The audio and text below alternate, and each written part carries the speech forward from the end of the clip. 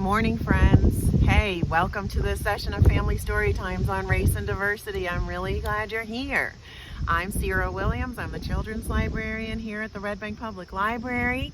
It's been a couple weeks since we last met, and do you recognize me? Do you see what I did? I cut my hair.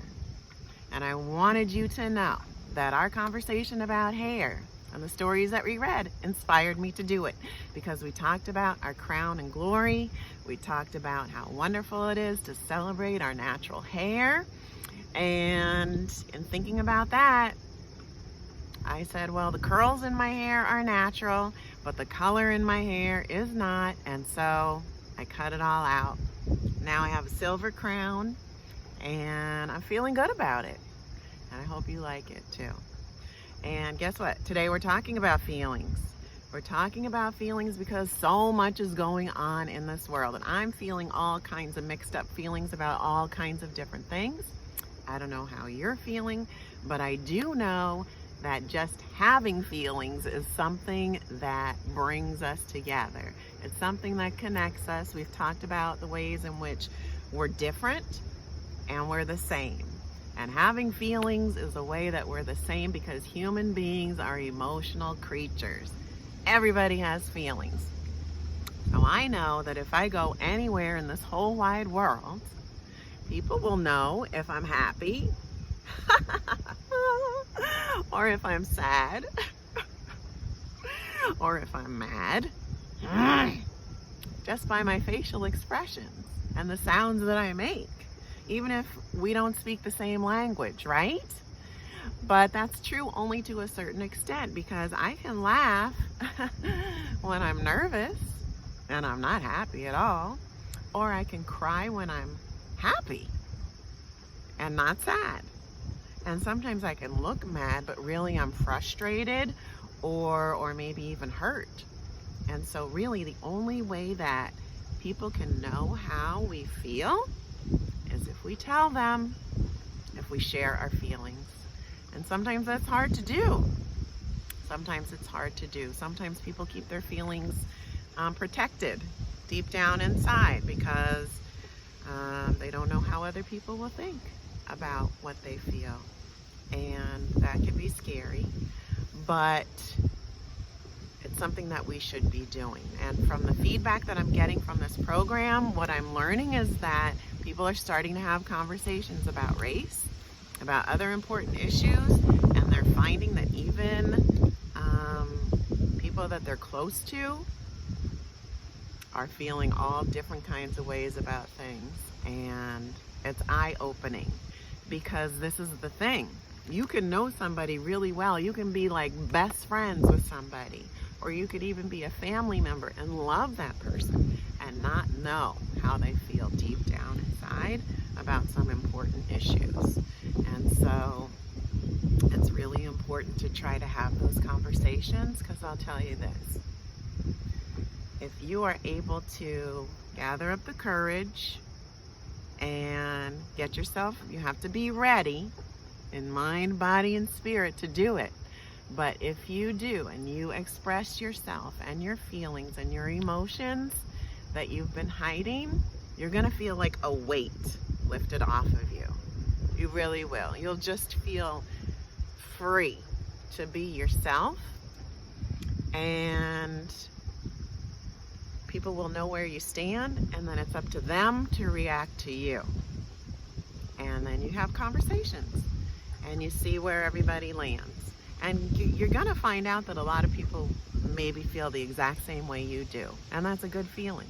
But there'll be people that don't, and then you have to hash it out, and that's okay. But that's something to strive for. So the book that we're gonna read today is about feelings. It's called A Place Inside of Me, A Poem to Heal the Heart. It's by Zetta Elliott, and it's illustrated by Noa Denmon. And I read a lot of books about feelings, mostly for little kids in story time, because we want little ones to be able to identify their feelings and to be able to express themselves. And we want them to do that so they can grow up and have the kind of conversations that we're talking about. But this is a big kid book about feelings. And it's about this young person who I think is supposed to represent you. It looks like he's about 11 or 12, and he's just a happy-go-lucky kid. Flipping tricks on his skateboard. He's got some nice white, sparkling white sneakers, a fresh haircut, and doing his thing. But pay attention to the illustrations in this book because they tell a story, and pay attention to the vocabulary words that are used to express his feelings about the times that we're living in now. Okay, and I'm going to get up and scooch around like I do so that you can see the pictures. It's pretty windy out here, you guys. It's pretty windy, but we'll see how we do. All right, here we go. It says, there's a place inside of me, a space deep down inside of me where all my feelings hide. They wait there in the darkness, a knot of electric emotion, seething and sizzling and burning until I find the strength to reach inside. And there's joy inside of me, a happiness deep down inside of me that glows bright and warm as the sun and shines delight on everything I see. There's sorrow inside of me, a sadness deep down inside of me that's cold and dark as a watery grave at the bottom of the sea.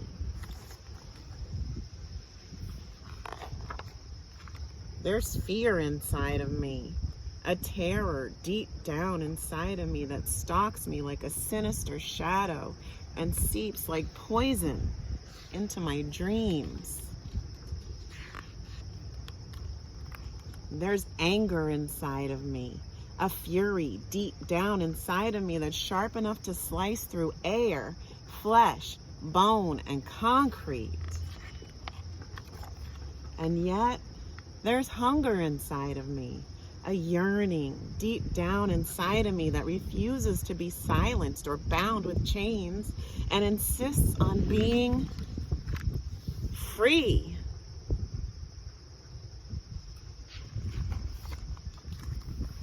There's pride inside of me, no shame deep down inside of me, for I know how long and hard we have struggled, and against all odds, my people have emerged strong, triumphant, and beautiful.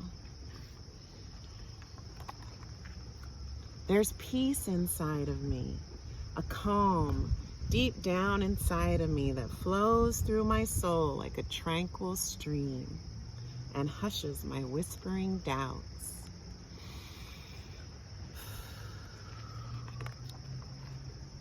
There's compassion inside of me, a tenderness deep down inside of me that tries to heal the wounds of the past and to forgive in spite of the lingering pain. There's still hope inside of me, a promise deep down inside of me that I will use my life to help others, and they will help me in return. For there's love inside of me, true love deep down inside of me. I'm in love with my people, all people, plus trees, sparrows, sunlight, and the rain that falls like a blessing from above. And when I look inside of me, to that place deep down inside of me, I remember to love myself most of all. The end. What'd you think of that? I really like this book because I think it shows that people, kids, have a lot of emotions about a lot of different things. And that's just human nature. And I want to know if you understood the storyline that was running in the background of that text, because there's some really serious issues that are in here. And so I want to take you through it really quickly. Okay, because we see just a happy-go-lucky kid, as we said, having fun with his friends, Joy and happiness is how he describes it. But then something happens, and this is important. You see where these people are? First of all, they're at the barber shop. I can tell that because I see his scissors and comb. I see everyone in their chairs with their capes on, and we read a book about being in the barber shop, but everyone is stopped in their tracks. They're all looking at the TV. And the headline on the screen says, "Girl shot." A young girl has been shot. That's horrible. That's scary. And so on the next page comes the feelings of fear and terror. And I see red and blue lights flashing through his windows. Did you notice that? What do you think that is? I think it's a police car. I think it's a police car out in his neighborhood. And it may be there, not related to him or his family at all, but in light of everything that's going on, that's scary, right?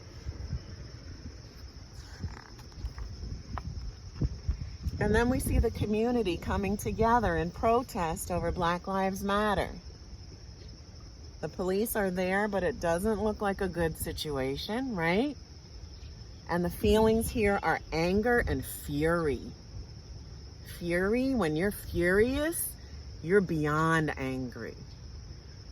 And these illustrations, I think, are so great in this book, but here you can really see how full of emotion he is. Have you ever been this angry where your whole body just tenses up and you have to get that energy out and you just want to scream? But then it says there's a hunger and a yearning. Not hunger for food, but hunger because you really want something. You yearn for something. And that is just to be free. Because he's just a kid. Kids shouldn't have to worry about being shot, about police coming into your neighborhood because bad things are happening. Just want to go to the playground and play with your friends, right? That makes sense. And we see him at school. He says he feels pride for the work that he does and for the history of his people. And we've seen other books with these inspiring figures. I think that's Beyonce right there. She's inspirational to some people, and these are all trailblazers, people doing big things that inspire others. But he's also inspired just by his community. And this I really love. We see him in class, and what are they doing?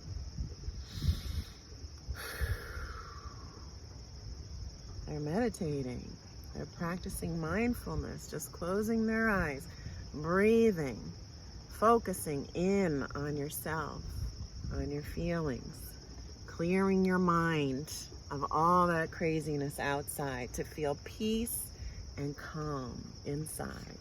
Sometimes you have to take control of yourself to find that. And then he's with a friend. And I think this page is important too, because the feelings are compassion and tenderness. And here he's listening. Okay, we're talking about feelings and expressing our feelings, but you have to be ready when somebody else wants to express their feelings to you. And you have to be a good listener and to listen with compassion and tenderness and try to understand where they're coming from and have those conversations. That's being a good friend. And then coming together as a community to find hope in each other and hope for the future. So they want to use their life to help others and to make the world a better place. And they're honoring the girl who was shot. So we can't forget these incidents. And then the last page, the emotion is love. Because love is the final answer. Love is the final answer if we could love each other, that would make all the difference. And don't forget to love yourself. Always. Always love yourself. So this is a really nice book. It has some really important issues that are relevant to what's going on today. And that's why I wanted to share it with you. Because we started this program months and months ago when these types of situations were happening in the news, one right after another. People were getting hurt, killed, unjustly. And it was all over the news, it was all over social media, and all of America was talking about it. And I wanted to find a way to help young families have conversations about it too, because it just couldn't be avoided. And communities were coming together, and there were marches and protests, just like in this book. And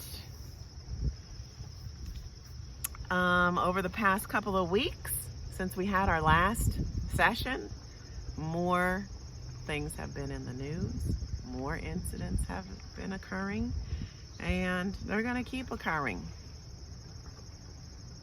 until we make the changes that we need to change.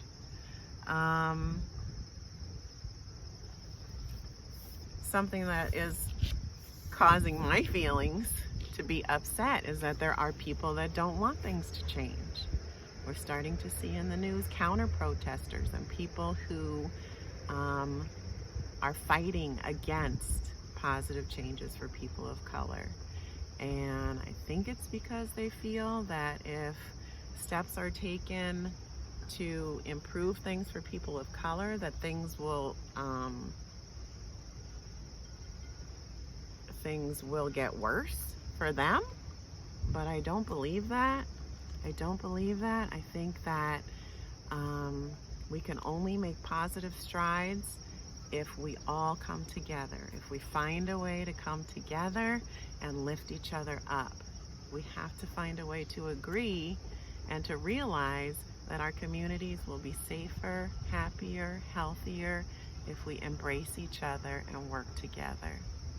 We've talked about some famous American mottos like liberty and justice for all, and all men are created equal, and how those phrases have not been true for people of color throughout history in America. And I want to talk about another motto today that I want you to think about, and I want to do a demonstration about, and that goes like this: united we stand, divided we fall. Have you heard of that one before? United we stand, divided we fall. And we're going to do a little demonstration, because together, when we come together, that's what united means. When we come together, we can stand tall, we can stand strong, we can stand firm, we can stand up for what is right, and we can move in the right direction, right? But when we're divided, we fall, we fail, we struggle, we have hard times, we can't come together, and it just is detrimental to everybody. So here's the demonstration of that. I have some popsicle sticks. They're all different colors because the people of America are all different colors. And when we come together, look how strong we can be. I'm gonna try to break these sticks. There's nothing I can do to hurt this bunch of sticks or people who are standing firm together. But when we come apart, when we're divided, look at this. Doink. So easy to tear that down. Even if people separate in their own groups with their own kind, like this, they're stronger than one, but are they as strong as the whole together? Let me see. See if I can bend them up. Nope. they're still weak and can be broken. So we need to all come together in order to be strong and united towards a common goal, right? So I want you to try this at home. Do you think you have some sticks, some popsicle sticks, some chopsticks, some sticks in your yard, some wooden dowels? See what you can find and do this experiment of united we stand, divided we fall. All right. So no matter how you're feeling these days about all the things that are going on between the coronavirus, back to school craziness, racial strife and division, the environmental crisis, fires, tornadoes, hurricanes, oh my gosh, politics, there's really a lot for us to wrap our minds around and to stir up a lot of feelings. But we can't give up. We just can't give up. We've got to stay strong. We've got to stay strong in our mind, our body, and our spirit. We've got to keep rising because we're going through all of this together. We are. We're going through all of this together, and that should give us a feeling of connection and community. And we know that when we work together, because we do it every day, right? In our own communities, in school, at work, on our sports teams, in our play groups, in our neighborhoods. We know people who are different than us. We get along, we work together, we make things happen at work, at school, on our sports teams. And we can do it. And we know that we can do it. And we have to do it because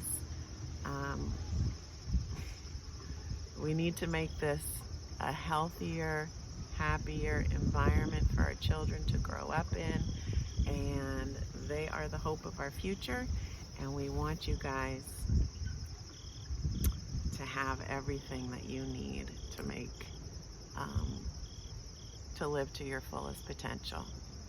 All right, so continue to have conversations with each other, share your feelings, share your stories, have strength and courage to do that, and speak up, and don't be silent. And I'm going to leave you with this quote from Desmond Tutu, who was a very inspirational leader in South Africa. And his quote is, "Do your little bit of good where you are." And it's those little bits of good put together that overwhelm the world. So you do what you can do. I do what I can do. He does it, she does it, they do it, and all together we make a change, right? That's what we want to do. I wanted to leave myself time to just plug a couple of things. Listen, Netflix has a new show called Bookmarks, celebrating Black voices. They're having story times. A lot of the books that we've read and a lot more with famous people reading them, or just reading the books. These episodes are only like 6-8 minutes long. Check it out if you have Netflix. I encourage you to do that. So cute. The other thing is this insert from the New York Times for kids from the August 30th paper, Sunday paper, has a whole section about race and highlights kids from all over the country, from different backgrounds, and on a lot of different issues. It's really good. I hope you can find it and check that out as well. All right, guys, it's really good to be back. I'm happy to see you. We're going to meet again next month, the second Saturday of October. I'm trying to find my peace and love sign. There it is. I hope you have a great day. Stay well. Bye-bye.